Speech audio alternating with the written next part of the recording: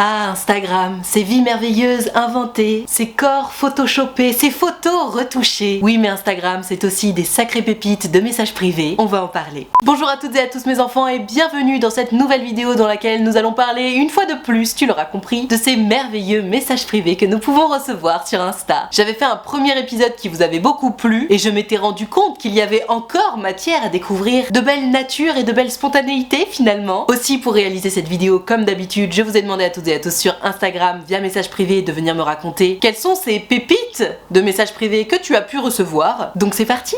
Allez, on démarre dans le vif du sujet. Un bon DM bien dégueu sous couvert de je te demande l'autorisation, mon dieu, quel enfer. Je te lis le message de Gertrude. Hello Nad, le pire DM Insta qu'on m'a envoyé, c'était un mec sorti de nulle part. Je faisais ma vie tranquillement et là je reçois ce message sur Insta. Salut, je te trouve magnifique et je t'envoie ce message pour savoir si tu serais d'accord pour que je me branle sur tes photos. Bah oui, après tout, pourquoi pas, hein? Évidemment, j'ai dit non, je l'ai bloqué et encore, il a eu la gentillesse de demander. Oui, enfin, ne jouons pas les jeunes filles en fleurs nées de la dernière pluie. À quelle heure les gens demande. Enfin, on va en reparler, mais pitié. Ça change des dick pics non consentis. Si tu sais pas ce que c'est une dick pic, c'est une photo de bite, et quand c'est pas consenti, c'est qu'on te l'envoie sans te demander ton consentement du coup. Dans son message, je me souviens qu'il y avait énormément de fautes d'orthographe, mais comme je l'ai supprimé, je n'ai pas pu t'envoyer de screen, et pas de problème, hein, de toute façon, je comptais pas les mettre dans les vidéos, donc aucun problème. Voilà les joies d'être une femme sur Instagram. Je te souhaite une très bonne journée. Hashtag au secours. À la limite, je suis d'accord avec toi. Il y a entre guillemets... Si, en fait, non, je suis désolée. Non, en fait, je suis pas d'accord avec toi. Sous couvert de salut, je te demande la permission pour faire un truc pas dégueulasse, parce que la masturbation, c'est pas dégueulasse, mais tu sais, juste, je te connais pas et tu viens de parler de ton intimité et du fait que tu comptes te branler sur moi, ça devient dégueulasse, du coup. En fait, le message, c'est pas est-ce que je peux me branler sur toi, parce que à quelle heure les gens posent la question de salut, est-ce que je peux me masturber en pensant à toi? Enfin, tu sais, jamais de la vie. Comme c'est quelque chose qui se passe uniquement dans ta tête, tu fais ce que tu veux. Mais le mec, s'il t'envoie ce message-là, on est d'accord, c'est une invitation au cul. J'imagine qu'il espérait que tu répondes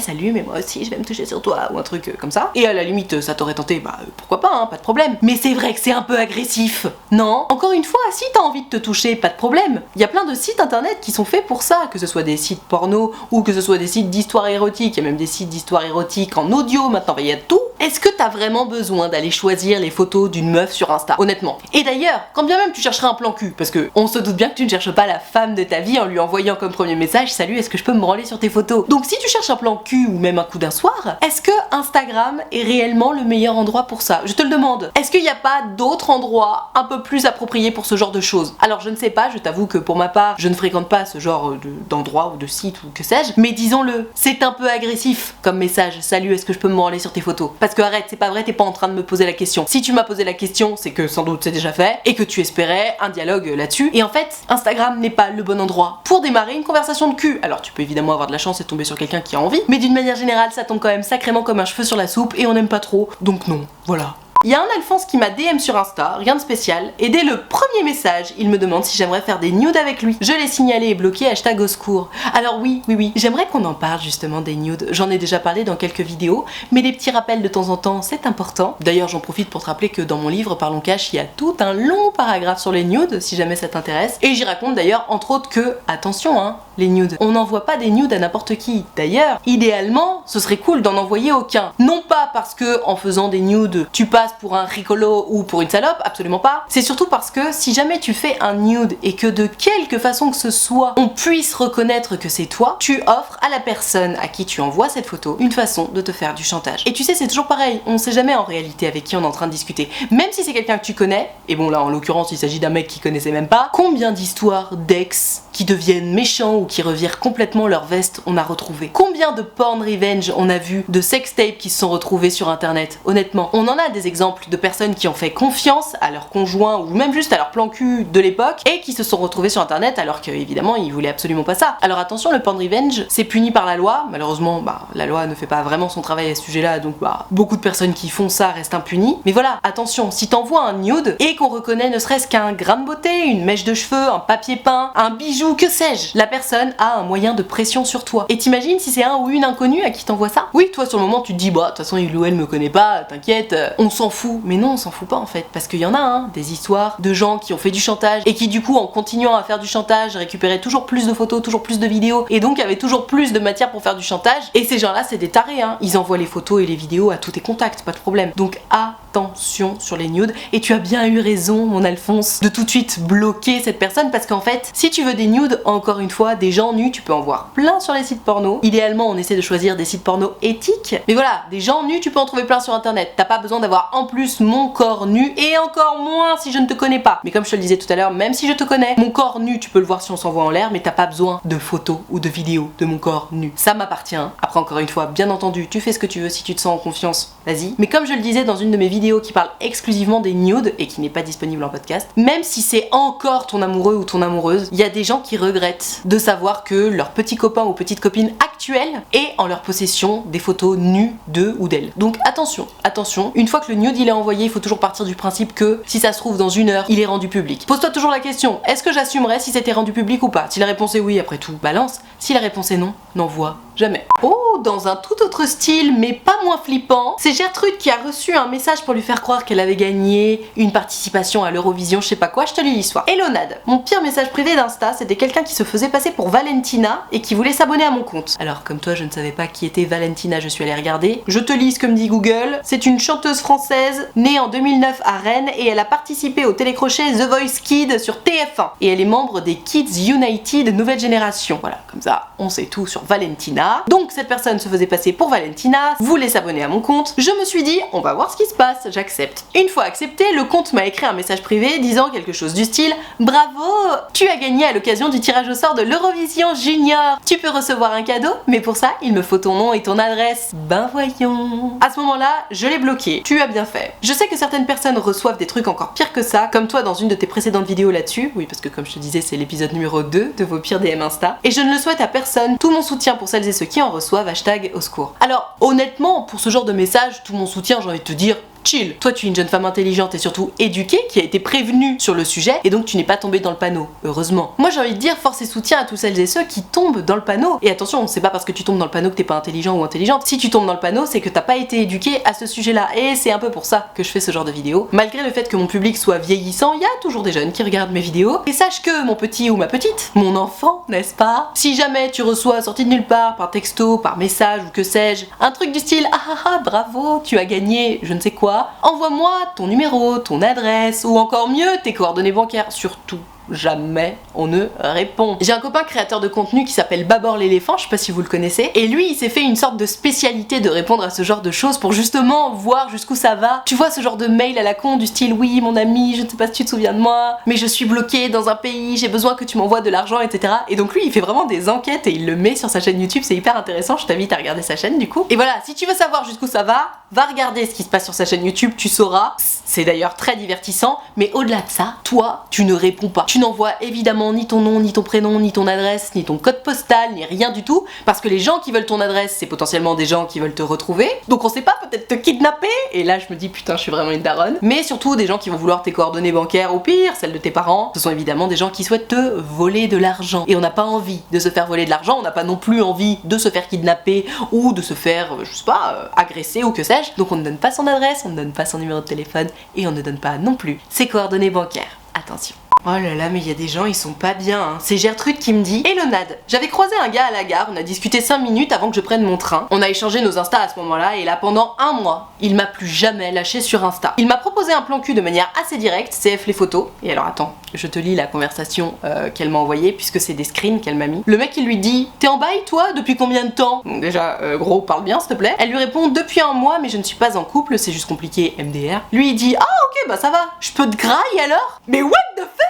Je peux te graille? Elle répond quand même assez poliment, vu l'affront. Elle dit ça a le mérite d'être direct, MDR. Et lui il dit du coup je peux? Et là pareil, franchement ma Gertrude t'as quand même été assez patiente parce qu'elle dit en vrai en ce moment j'ai pas la tête à ça, si je change d'avis je te le dis. Ah ouais, t'es cool comme meuf hein. Le mec il répond quoi? Il dit ah t'inquiète pas, tu verras ça va te détendre en vrai. Ah mais ta gueule. Et par la suite elle avait posté en story une photo d'elle avec 2 mecs et le mec il dit 2 gars. Elle fait oui et là le gars il enchaîne bah rien je sais pas, t'as dormi avec eux et vu que toi t'es jamais là on a fait un resto hier, on a fini par un Netflix avec mon poteau et 2 collègues. On voulait t'inviter, mais bon, j'ai vu que t'étais bien prise. Mais gros, je te connais pas. Si tu veux m'inviter, tu m'invites. Si tu veux pas m'inviter, tu m'invites pas. Mais c'est quoi ce genre de conversation à la con là? Oh. Bon bref, je te lis la suite de l'histoire. Elle me dit, comme j'ai refusé, il commentait mes stories en me disant en gros, comment ça se fait que t'es avec des mecs et tu veux pas ken avec moi? Bref, relou, bisous tout le monde. Oui, ce genre de personnage, honnêtement, ma Gertrude, t'as pas besoin d'être patiente comme ça. Déjà, je sais pas ce que t'en penses, mais même si tu cherches un plan cul, je suis désolée, mais je peux te graille, mais oh. Je suis pas une barquette de frites, mon grand. À la limite, tu peux me comparer à du caviar si tu veux, mais s'il te plaît, un minimum. Ah non, non, non, mais ce genre de comportement là, ce genre de vocabulaire, moi je suis pas d'accord du tout. Hein. À part évidemment, si on se connaît bien et que c'est un délire entre nous, etc., pas de problème. Mais là, gros, on s'est parlé 5 minutes dans nos vies, tu me demandes si tu peux me graille. Mais quel enfer. Ah non, moi je suis choquée. Je suis choquée. C'est next, direct. Aïe aïe aïe. Gertrude me raconte un comportement qui montre quand même qu'il y a un sacré problème d'éducation. Je te le lis, on en parle, ce sera plus simple. Hello Nad. J'étais dans un groupe Facebook d'expats en Irlande, phrase très difficile à dire. Je bossais dans la tech, on se recrute tous les uns les autres régulièrement. J'ai dit que ma boîte recrutait et un mec commence à s'intéresser au job. On discute par Messenger, une conversation vraiment professionnelle, et pour moi il était très clair qu'on parlait du job. Je lui ai dit que dans les techs, le respect est très important et que les blagues de cul, etc. ne passaient pas. À un moment, j'écris que c'était une très belle boîte, et là, sans crier gare, le mec m'envoie une photo de lui torse nu en écrivant « J'espère que je suis assez beau pour elle ». Je lui ai fait remarquer qu'on était dans un contexte quasiment professionnel et que s'il faisait ce genre de choses, je ne pourrais pas le recommander. Et il m'a répondu « Oh, ça va, on peut pas rigoler ». J'ai cessé la conversation, hashtag au secours. Non mais, mon dieu. Mais gros, t'es dans un contexte professionnel, tu t'envoies une photo de toi torse nu. Enfin, soit t'as un problème d'éducation, et là c'est grave, soit t'as un problème au niveau de la drague, auquel cas hésite pas à regarder mes vidéos, parce que c'est un peu mon dada, tu vois, je pense que ça pourra t'aider. Mais là, ça va pas du tout. De toute façon, déjà de base, t'envoies une photo de toi torse nu non sollicitée.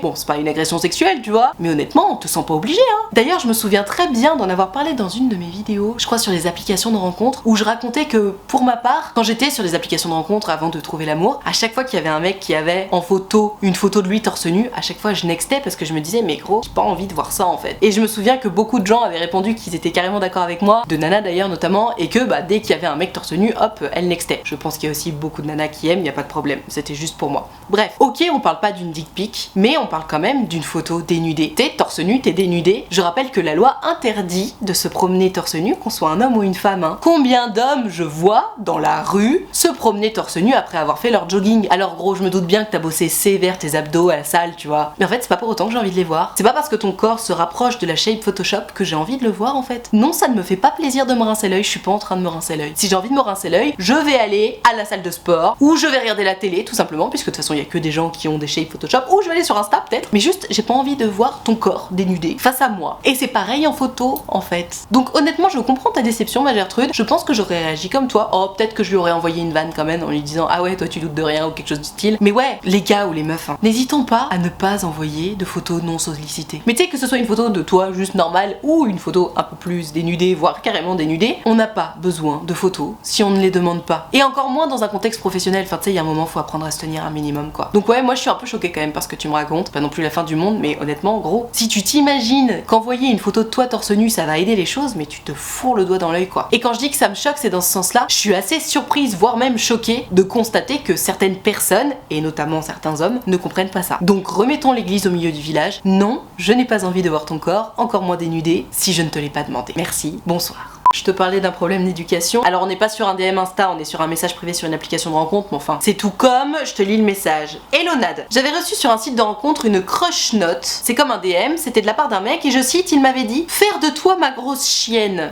Classe. Voilà, j'ai été un peu dégoûtée par ce manque de respect. Je précise que je n'avais pas du tout mentionné que je cherchais à être traitée de la sorte en tant que plan cul ou autre. Voilà, bonne journée à toi, merci pour ce que tu fais, hashtag au secours. Oui, effectivement. Encore une fois, si tu aimes ce genre de délire, il n'y a pas de problème. Si c'est consenti, il n'y a pas de problème. Mais là, tu me traites de grosse chienne, on n'a pas éduqué les cochons ensemble, mon coco. T'es qui pour me parler comme ça? Et alors là, j'ai tellement envie de faire ma mamie en disant « Oh, mais c'est les sites porno qui nous éduquent comme ça !» Je pense que c'est aussi la culture du message impuni, tu sais. Grâce à Internet, on a tellement le droit de dire et de faire ce qu'on veut de façon totalement impunie en permanence. Mais ouais, moi ça me choque. Ça me choque vraiment ce genre de message parce que il y a une différence entre se dire « Ah, ça m'excite un peu d'envoyer ce genre de message ». Encore une fois, c'est ton délire, pas de problème. Mais le faire alors que c'est pas sollicité, que c'est pas consenti, bah non, c'est un manque de respect, c'est même quand même une agression, tu vois. Moi je reçois quelqu'un qui me traite de grosse chienne alors que je lui ai pas demandé de le faire, honnêtement ça m'agresse. Donc c'est ce qu'on appelle une agression. Donc ouais non, je comprends, c'est choquant. Choquant et littéralement déplacé. Et d'ailleurs, c'est pas parce qu'on est sur une application de rencontre qu'on peut se permettre ce genre de choses, hein. Voilà, rappelons-le.